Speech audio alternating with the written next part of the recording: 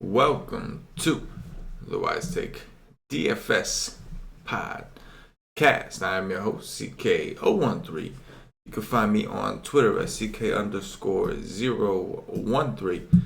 And I'm joined once again by one of Wise Take's finest DFS analysts, Mr. CashinDFS. You can find him on Twitter at CashinDFS. Cash, how was your weekend, bro? My weekend was alright. NASCAR was bad today, though. I think this was my worst NASCAR week of the year. Mm-hmm. Then the race got called short, right? Yeah, that didn't help. Yeah. But yeah, it wasn't that good before that. But yeah, that didn't help. Yeah, there was definitely some nasty weather. That much I don't really know NASCAR, but what I do know is that they started real late and they didn't get to race very long. And then they called it after about half the race they got in. And that was a little over half, yeah. Over half. And well, it's expected. It was a little odd situation. A couple things, the weather beforehand, everything else. It was a little strange. Right when my guy wrecked, right when he got back on the lead lap, the race was called. Got on the lead lap, and the race is over. Yes. I had a lot of Larson. But Jimmy Johnson sucked. I said on the show, I'm just waiting for him to suck. That's what happened. And Truex was the one that really hurt because he really sucked as well. Big bag of D's.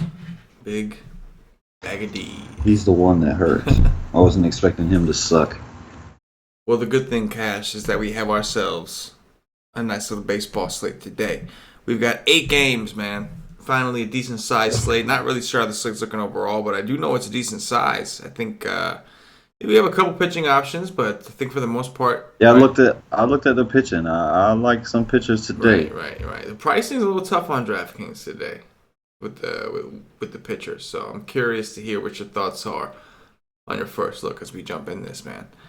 But I do know the Wise Take Nation has been red hot in baseball, and we got to keep this thing going, man. So we're going to start off with Stephen Wright of your Boston Red Sox, Cash, visiting Dylan Bundy of those Baltimore Orioles.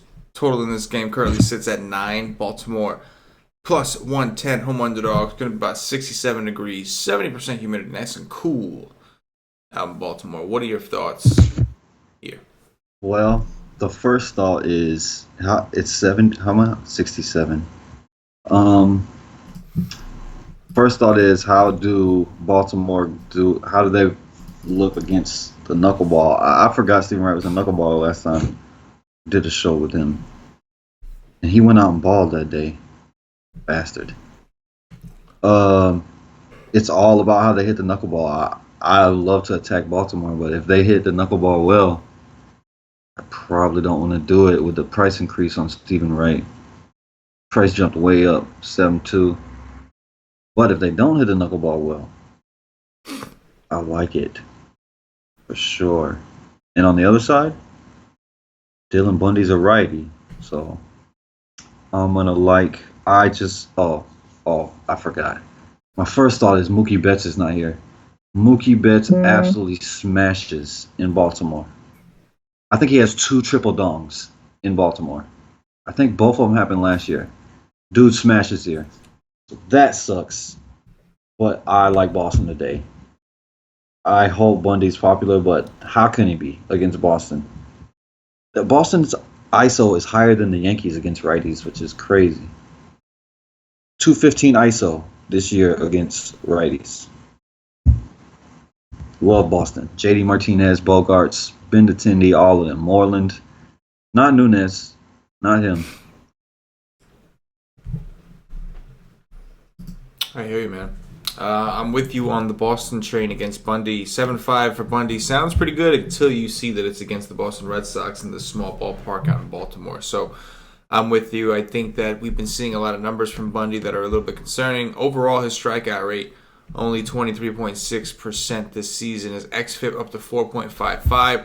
It's coming off a good game against the Mets, but that was the Mets. Everybody has a good game against the Mets right now. His ISO to righties and lefties has been horrible.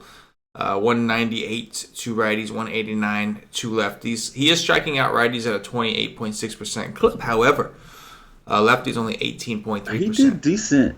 I think he did decent his last start against them. Yeah, I think he did well. I think it was a lot cheaper though. Pretty sure he was like significantly cheaper. He was 6'9". Yeah.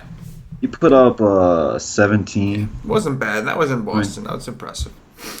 But how many home runs did he give up? Let's see. 2 home runs. Yeah, it looks like he gave up 4 earned that day. He gave up 3 home runs that day. Oof. Yeah, I like that too. Yeah. It makes me like it even more. Yeah, definitely a big time fly ball pitcher. Ground ball rates. If Mookie Betts plays in this series, play him. I don't care. He's coming off injury. Yeah. Goldie was beautiful to me. Rizzo in Pittsburgh, that was beautiful to me. I play guys that smash in certain parts, and Mookie Betts smashes here. Good to know. For sure. As far as right, I'd anticipate he may be kind of popular coming off that game he's coming off, and the fact that everybody is enjoying attacking Baltimore, including myself. But according to the Plate IQ tool, a lot of these guys do hit the knuckleball well. So we'll have to wait and see. Every knuckleball is a little different. I'm pretty sure Adam Jones does, right? He's got the ISO, 214 ISO. I mean, obviously, they all have such limited samples. But yeah, it looks like Scope, Jones, Machado, and looks like Chris Davis and Mancini all have really high ISOs against the pitch. But again, really small samples. So should be interesting. But I think Wright will actually end up being fairly popular just based off the fact that there's not a ton of SP2s out there. And he's only 7'2". And I don't know how I feel about a chalky. I mean, I could be wrong, but if I'm right, I don't know how I feel about a chalky Mike Wright. You know what I'm saying? I just don't like the price increase. Right, yeah. That's the big thing, the price increase. 7'2". I don't know. For a knuckleball, he can get beat. If his knuckleball is not working, he will get smashed. Yes, he can. But I definitely like the Boston bats here. Next up, Sam Gaviglio of those Toronto Blue Jays visiting Ryan Yarbrough, the lefty from the Tampa Bay Rays. I guess they're just going to play him straight up. Interesting. Total here. Finally is right. Total here is 8. Tampa Bay minus 106 at home. Roof obviously closed. What do you got? A part of me wishes they didn't, because he'll be lower owned if they have a bullpen dude come in for the first inning. Yeah. But I do like Yarbrough here. He's cheaper. Yeah, he's 5'6". Oh, yeah, I like that. I do like Yarbrough here, and I think he was decent against Toronto already this year. Yeah, he was. 5 innings, 4 Ks. In limited innings. He was 4K that day, 22.65 DraftKings points. I wonder if I used him that day. Only 58 pitches. And he put up a 22. He's going to throw more than 58 pitches here today if he's going well. I would be expecting 100. And I like it. I love the ballpark shift for Toronto going into Tampa. I like it a lot. I will not be playing no Toronto bats except maybe Teoscar, because I love that kid. Other than that, I don't think I'll have any of them. I will say Grichuk is hitting the ball well since coming off. He's hitting the ball hard. I think he has 2 home runs since coming back from the DL. I will say that. That's interesting. But I like Yarbrough. I'd take Yarbrough over Stephen Wright any day if he's going to be lower owned. Yeah, I got some interest in Yarbrough too, man. 5'6" is too cheap. He's coming off a bad game. I understand that, but he is getting Toronto in a very big park, like you said, big park downgrade for the Blue Jays. Blue Jays erupted today, put up a crap ton of runs, but again, we don't have a ton of cheap options for SP2s, and at 5'6", you got to think that Yarbrough is interesting with upside. You mentioned that he pitched 58 pitches or something like that, you said, and he went 5 innings that day and got up 4 Ks. So they've obviously been pitching him a lot longer than that nowadays. So you could really see that he's got some upside here at 5'6". Don't love picking on the Blue Jays, but again, it's like a price thing. We don't have a ton of cheap options. Gaviglio, I would have interest in. 7'3" worries me. It's a little expensive to pay. I think to pay for a guy that we've been paying dirt cheap prices for. I still think he's an option. I think he's in play, but right now I would lean towards Yarbrough because Yarbrough is significantly cheaper, and I'm going to be able to, pay up for one of the SP1 guys and load up on some bats. So Yarbrough definitely stands out in this ballpark. He doesn't throw a slider. I wish he did, but Yeah, I wish you did too. but But Toronto, I'm not scared to pick on Toronto. yeah. It seems like at times like Toronto is kind of a variant team. Like you never really know when they're going to go off. And today they beat up Alex Cobb, so I don't really want to overhype the Toronto train. They beat up Alex Cobb, so they're bigger ballpark here in Tampa. Yarborough's been pitching well. He's only 5'6". I'm with you, man. I like Yarbrough. Their ISO is 175 against lefties. Yeah. That's decent. And they're a scary team to pick on for sure. Like, don't get me wrong. Like, I never feel comfortable picking on the Blue Jays, but take advantage of the park. In the back of our mind, we're thinking we don't need all that much. If he gives us like a 12-13, we're happy with that at his price. And he had a little streak there. He was putting up over 20 each game. So let's do it. Next up, we got Madison Bumgarner, the lefty from the San Francisco Giants, visiting Wei-Yin Chen, the lefty from those Miami Marlins. Total here is 7.5. Miami plus 150 at home. 83 degrees, 71% humidity. Maybe they leave the roof open. They usually close it because the rain can come in any minute. But needless to say, what do you got? Mad Bum against Miami. I love Madison Bumgarner. I do like him today. His strikeout numbers in the minors were absurd. I just don't think he's going to be popular. With Carrasco right there with him against the White Sox, I don't know if I'm going to do it, but I always love Madison Bumgarner. He's one of my favorite pitchers in baseball. I like picking on Miami, but they can also be annoying as hell. Go off. I don't know. I don't want no bats against Bumgarner, I know that, but I could stack up the Giants today against this. Sorry. Chin is bad. These guys are swinging the bat again. I will not play Posey, but hey, they moved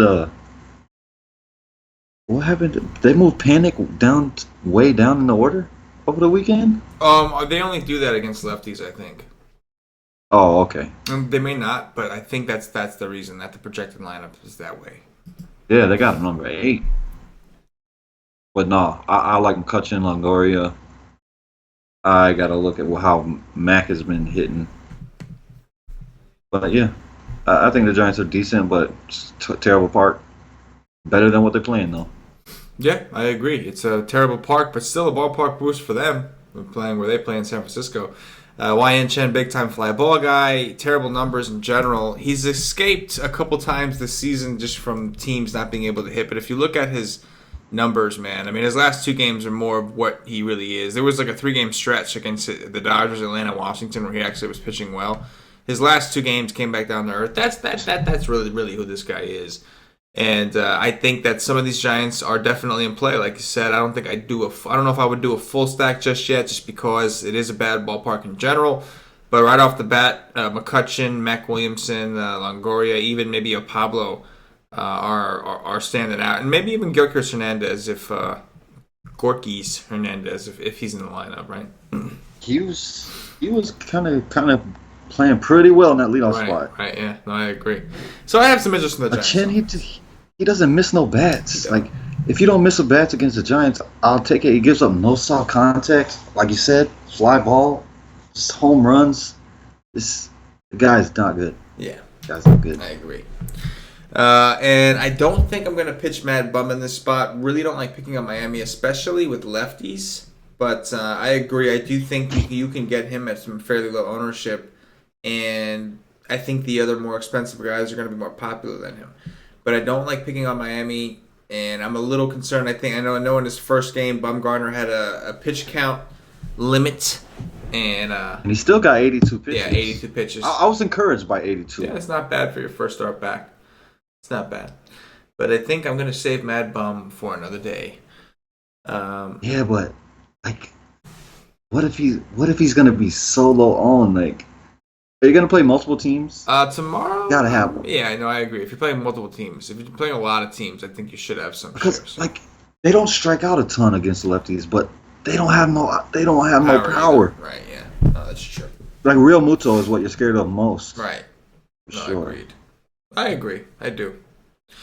Next up, we've got Carlos Carrasco of those Cleveland Indians visiting Lucas Giolito. I didn't think we'd see him. I don't know. I just didn't think we would. Of the Chicago White Sox. Total in this game is currently 9. Chicago plus 185 at home. 68 degrees, 83% humidity out in Chi-Town. What do you got here? Carrasco is on the road, so I'm interested. I'm always interested when Carrasco's on the road. The White Sox strike out, 24%? Yeah, 24% against righties. So I do like him, but he's going to be he should be way more popular. He should be more popular than Corbin Baumgartner. Like, he should be the top as far as aces on this slate. And I will say at the same time that this guy, he can come out and be really good, but he can also come out and be really bad. So I do think the White Sox are good. Like, if you're playing a lot of Carrasco, I think the White Sox is a good team to stack in a donkey just in case, because they have power over there. They got guys that will get to him. He's not there. I don't know if he got hurt. But I do like Carrasco. I mean, you got to. 10-7, the price isn't bad. The White Sox are not very good at times, but they can be. And you gotta love Cleveland here.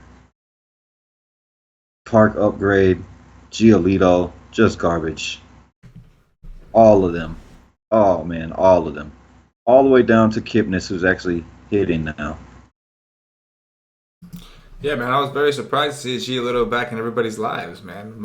You just thought he was gone forever. I thought he was get rid gone of this forever, guy, man. I really did. But he's back in our lives, and the DFS industry, I think, is a little bit happy about it. Yeah, I like the Indians. You made a very good point the other day how bad the Indians are on the road, and that's been a stigma that they've had. They did play well today, but it's Giolito, man. Like, something's got to give, right? Like, the Indians are bad on the road. Giolito is bad in general.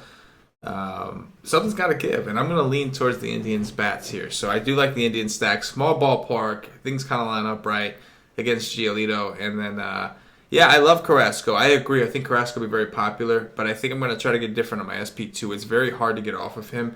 He's got great history against the White Sox. I think last year he faced them 4 times, I want to say, and only once did he have a bad game. And in that bad game was a 14.6, which would suck, don't get me wrong, but doesn't, like, destroy your life. The other games around that, 25, 35, and 40.95 on DraftKings. We know Carrasco has had a history of pitching better on the road, and last year was the same thing. The 2 games that he went into Chicago were his highest scoring games, whereas the 2 games that he played at home against Chicago were either okay or sucked. So, yeah, I love Carrasco, man. I know that in the beginning we saw that his strikeouts were down a little bit. They're starting to climb back up. The swinging strike rate was always there. It's 13.3%. It's pretty solid.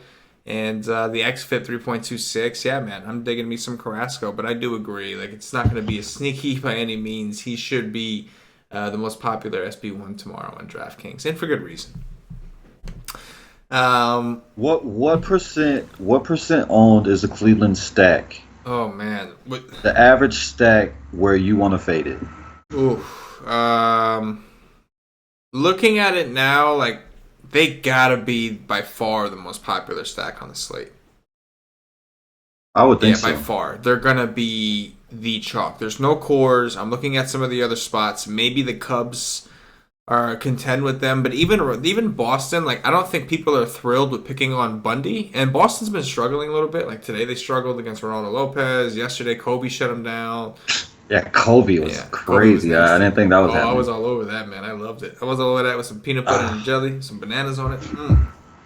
I did not think that was going to happen. But JD was out of there. JD was out, yeah. I was not touching Boston that day, but I wasn't touching Kobe on the other side, though. Yeah. But But yeah, so I think the Indians will obviously be extremely, extremely popular. So definitely.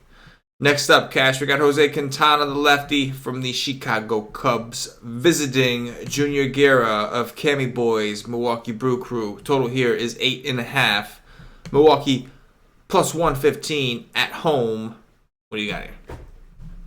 They probably open the roof because the temperature is nice, 67. Yeah, I would think so, maybe.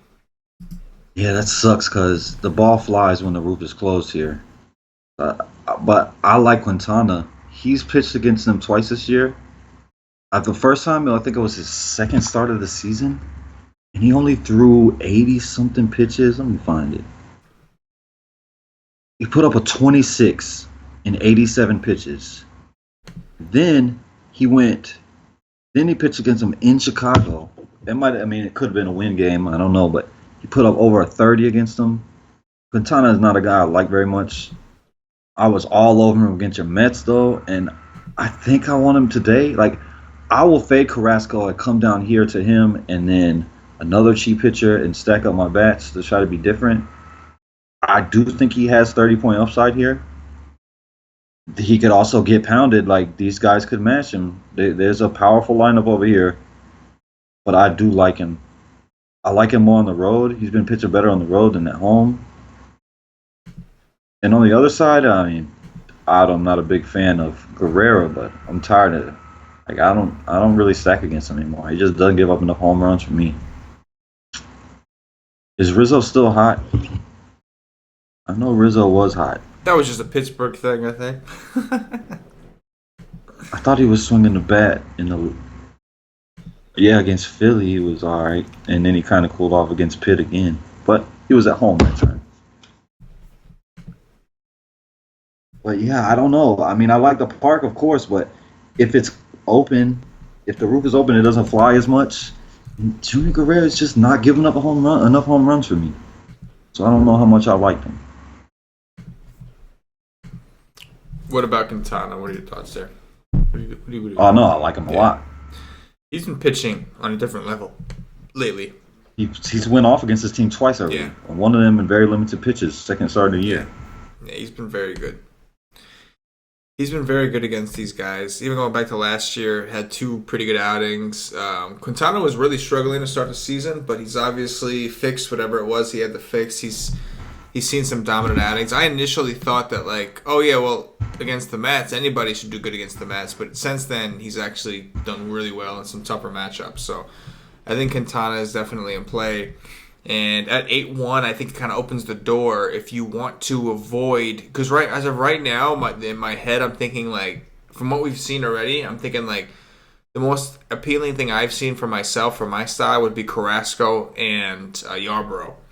And I think that to get a little different, I'm looking at Quintana and I'm looking at this next pitcher who we'll talk about in the next game. And I think you could go a little bit different and go with two mid-tier guys instead.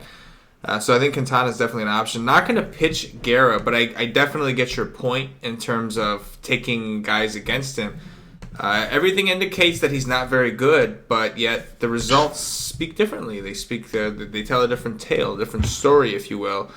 And even these Cubs, the last time Quintana played the Cubs, he was 6'6". He went into Chicago, 6 innings pitched, 6 strikeouts. So we know the Cubs are capable of. But I think the Cubs will be the second most popular offense, maybe it'll be tough to him and the Red Sox, I'm thinking. But people like the Cubbies. They're getting a big ballpark boost. I'll probably take a couple. I do think that eventually it's gonna happen. I think eventually Guerra will get bombed. Of course, the issue is depending on how long Guerra lasts. If you get a long reliever, things could look up. If you get a short reliever, if it's a close game, Milwaukee has a couple guys that are really damn good coming out that bullpen. So definitely some concerns there. But as much as I would love to take the bats in the small ballpark, it's tough. Quintana's looked really good, and so have the Brewers. I'll give them that. But Quintana's just looked real good, and they've struggled against Quintana for a little while now. So I think the Cubs are okay, but I do think they will be a little popular here against Guerra. But I like Quintana. I do. I like him over Carrasco. You like him over Carrasco? Yeah, because it's going to be lower owned, and he has, I think, close to the same upside. No, he's got similar upside. I mean,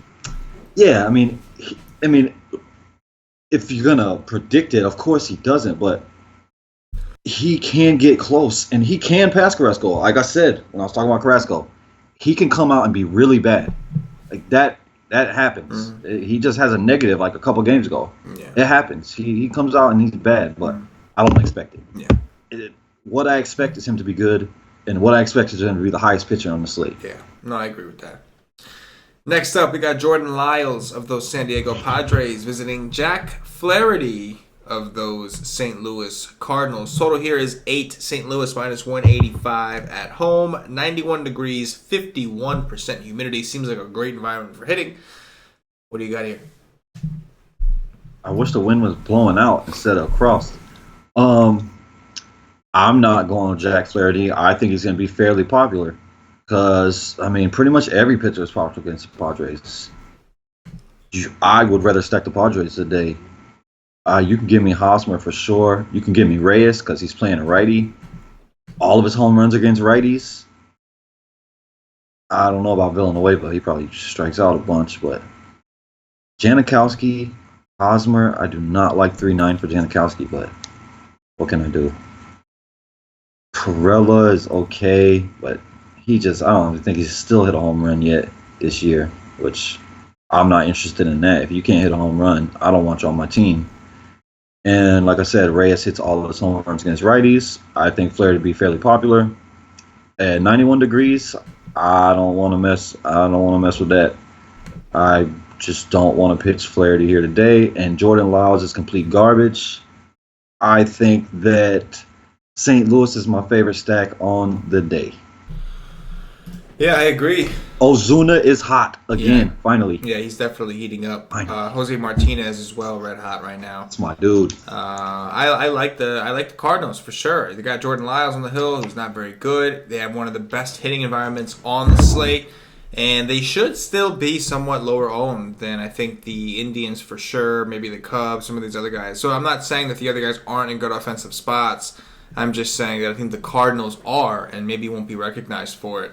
Again, it's not that it's a great hitter's park, but we have great hitting weather, which kind of turns this into a hitter's park. So I do think that both teams are interesting. The Cardinals, very obviously a higher probability of doing better than the Padres. Not a great offense. I think Flaherty is interesting if you wanted to do a double mid-tier play. There's one other guy who we'll get to in Joe Musgrove, who I think you can throw into that mix. But Quintana, Flaherty, and Musgrove could be a nice little way if you don't trust the cheap arms out there.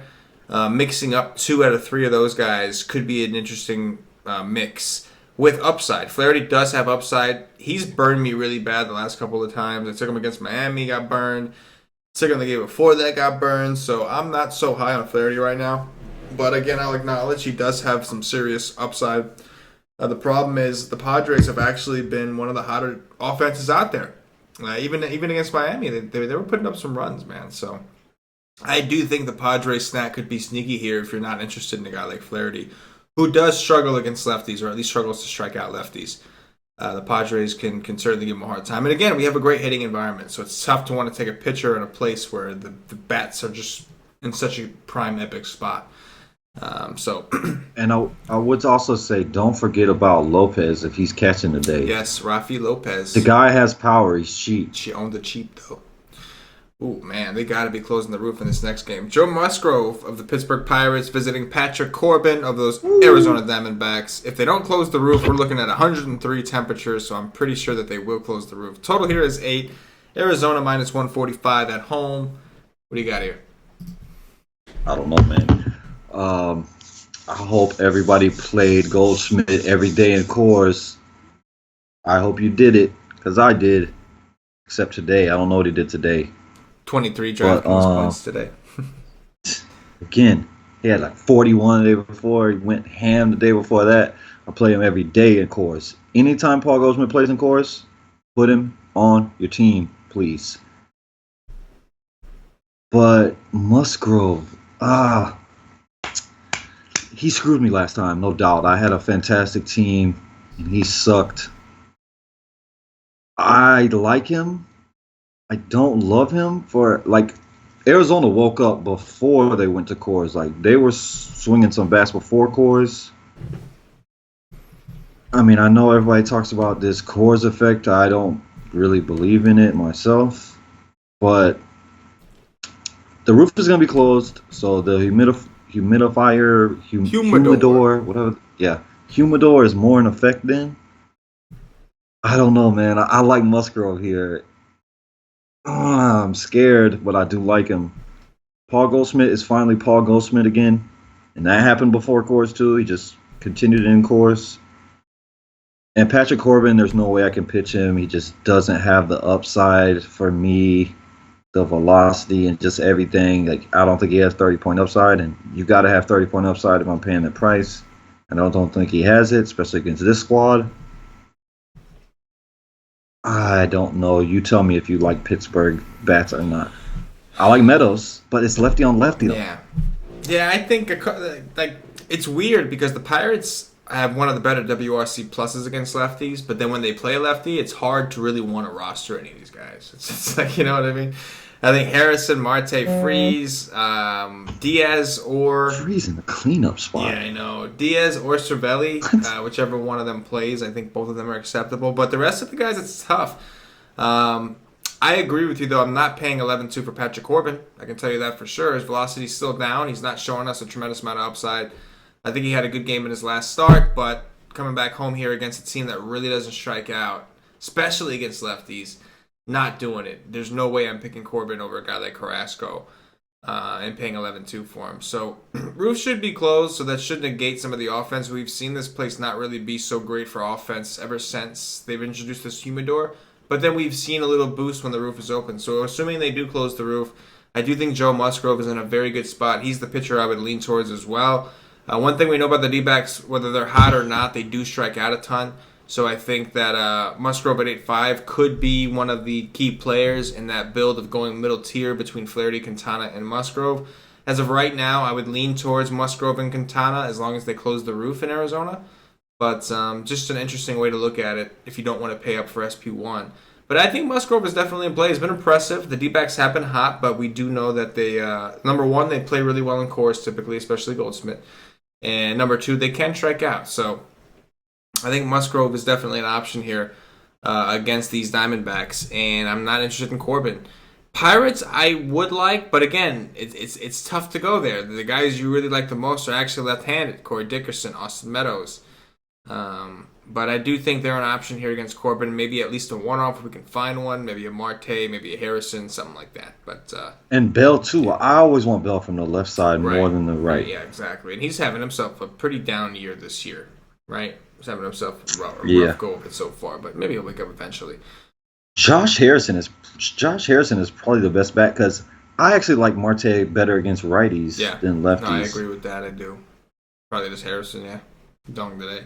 I think he's probably the best play, but it's just I just don't want to go there. That's the problem. That is the problem. But I do like Musgrove. I think Musgrove is extremely talented. He throws a lot of pitches. Yeah.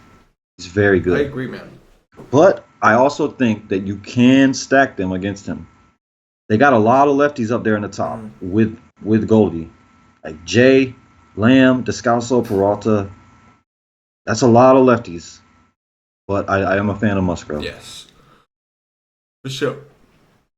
Last game here, we've got Andrew Heaney of the Los Angeles Angels visiting Wade LeBlanc of the Seattle Mariners. Total here is 8. Seattle plus 100 at home. 66 degrees. 46% humidity. What do you got here? Well, I pitched Wade LeBlanc a little bit recently. Not today. I will not be playing Wade LeBlanc today against all these righties. No way. I would much rather stack against him. But I don't love that. Like, there's way better stacks for me. How much is Trout? He's 6K still. That's a tough ask in this park. He can go off. He's the best hitter in baseball, but this is just a game that doesn't interest me a ton. I like the Seattle side maybe more, but I also don't love it. It's Cruz against a lefty, so it's always in play no matter what. Haniger, Segura, I like. And Healy, like that would probably be my favorite four bats. But then if I did that, Kyle Seager will go out and hit 2 home runs, lefty on lefty, because that's what he does, and that would piss me off. But I don't want D Gordon here. I like Segura, Haniger. They're decent. Really like Cruz against a lefty, and Healy. I seem to never catch his home runs, but I don't play him much. Maybe that's why. Yeah, I play him a few times. I don't seem to catch him either. He'd go out and hit 2 of them. Yeah, Heaney went. I'm like, I gotta play this guy. Yeah, no. I think Heaney went complete game in his last game against the Royals, so I'm curious to see what his pitch count was. Oh, for real? I'm pretty sure he did. Yeah, I think he went a full 9 innings against the Royals. You know I love to pick on that. Yes, he had 4 Ks, 9 innings. He did throw a complete game. 1 hitter, 1 walk. So, 116 pitches. There you go. 116 pitches. I don't think that's more than he's thrown for the most part this season. So. Yeah. His next best is 100. He has no other game above 100. One thing we know about Heaney is when he's not striking guys out. The Royals were an exception. The Royals not really a big power team, so a little bit of an exception. But normally with Heaney, if he's not getting the strikeouts, he's giving up some hard contact. And Seattle, they're hot right now. They might not be like super scorching hot offensively, but they're winning. They're winning a crap ton of games right now. So it's hard not to like him here against Heaney. I mean, when you look at Heaney, LeBlanc, I think Seattle could get to him. And we know Seattle has a bunch of lefty mashers. Mike Zunino hit a dong today. It was off a righty. But some of these guys have regression coming in a positive way against lefties. Like guys like Haniger. Like these guys can hit lefties. They just haven't been. Healy. And I think they will. Nelson Cruz has been pretty hot again. And the prices for these guys are pretty attractive, man. Haniger's only 4K. Cruz is only 4-1. Like, I like what I see. I think Seattle could be one of the sneakier stacks on the board here against an Andrew Heaney.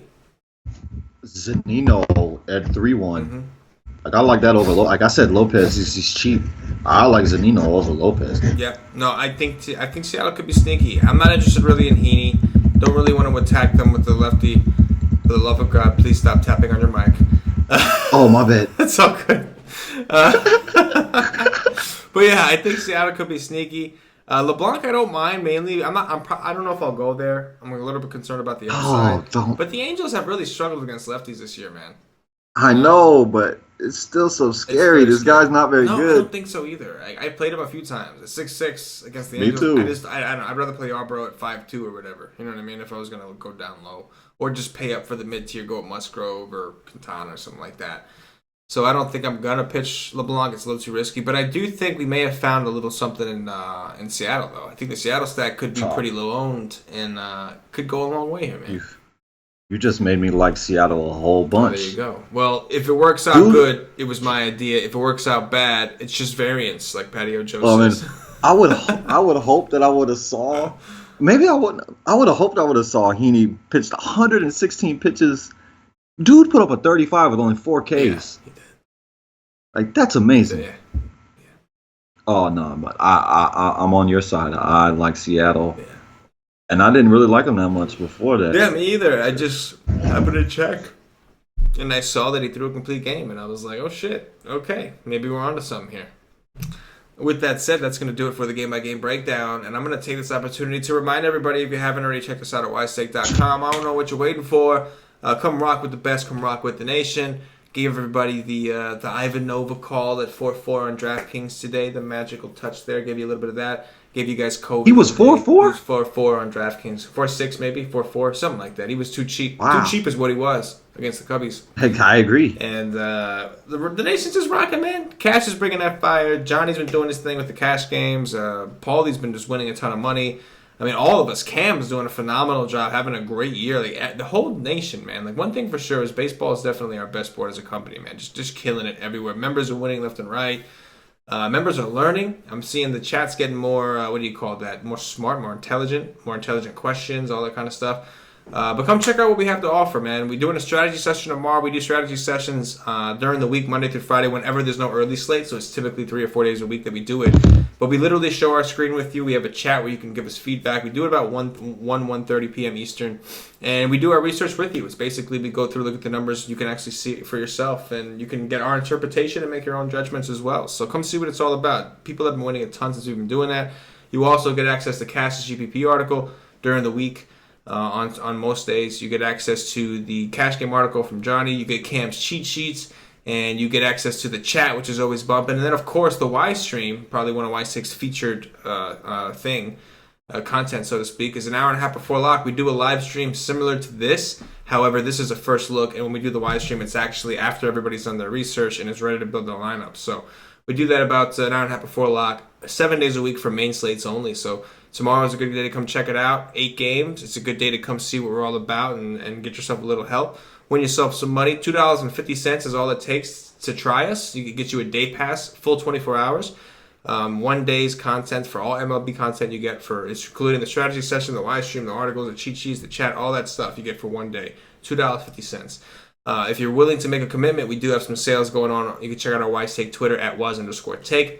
And we do have a sale going on if you're ready to pay for the monthly, the yearly, season longs. But it doesn't apply for the week passes or the day passes. But come see what we got.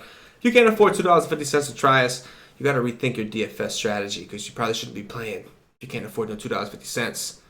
And it's an investment, my friends. Let me tell you something. But yeah, ask around. You don't know, like Jay-Z says, ask about me.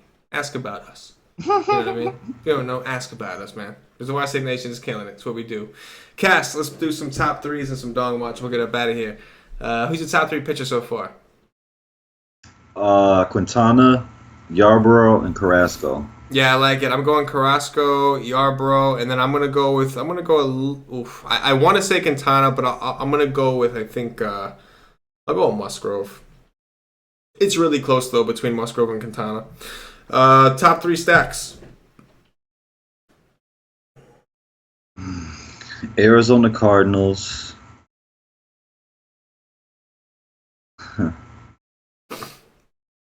Boston Red Sox, Seattle Mariners. Yeah, I'll go Arizona Cardinals. I'll go Seattle Mariners, and then I'll go with the chalky Cleveland Indians. I mean, I'll throw it out there against Giolito. I think the Red Sox could be an interesting pivot, though. I do. Those Arizona Cardinals. The Arizona Cardinals, yeah. Yeah. I have a tendency to do that. One too many shows. The Cleveland Indians, the St. Louis Cardinals, and the Seattle Mariners. Yeah, I have a tendency to botch the names. I do. That was good. I just got a notification that they're gonna re-sign David Johnson. Oh. They're gonna give him an extension. Oh, really? Well, good for them. Hopefully, maybe that guy will. We'll see the field. That guy's a beast. Football. I'm excited for football. Actually, I really am. He is a beast. Dong watch time. Cash. Who's your first pick? Jose Martinez, my dude. Yeah, he's been red hot, man. Just red hot. I'll go with Nelson Cruz. And I'll go with the easy one that, just every day you could say his name, JD Martinez. JD. I like it. I will take some Jose Ramirez.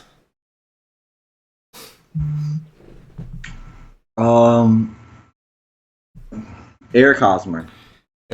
Screw it. Hosmer. Off the wall. I like it. I will go with Mitch Haniger. And that is going to do it for the YTake DFS podcast. If you're watching on YouTube, please click that thumbs up, that like button. Subscribe to the channel. If you were watching on Facebook, please like and share to support the YTake Nation. If you're watching on Periscope or Twitter or Twitch, whichever one of those, they all kind of correlate, give us a follow, give us a retweet. You can find us on Twitter at @wise_take, by the way. But again, show us some love, show us some support. And if you're listening on Podbean or iTunes, give us some 5-star reviews. Help bump us up those charts. All these things really help us out, mean a lot to us, and allow us to continue to give you this free goodness that we do on a nightly basis. So all we ask in return is to show us a little bit of love, whatever platform you're using. And spread the word. Spread the word about the YTake Nation. A growing nation is a strong nation, and that is the YTake Nation. So, Cash, any closing thoughts? I'm interested. I'm interested to see pitching ownership tomorrow. Yeah, I'm very curious to see people go. And that is going to do it. So, for CashinDFS, for myself, the entire YTake Nation, as always, good luck.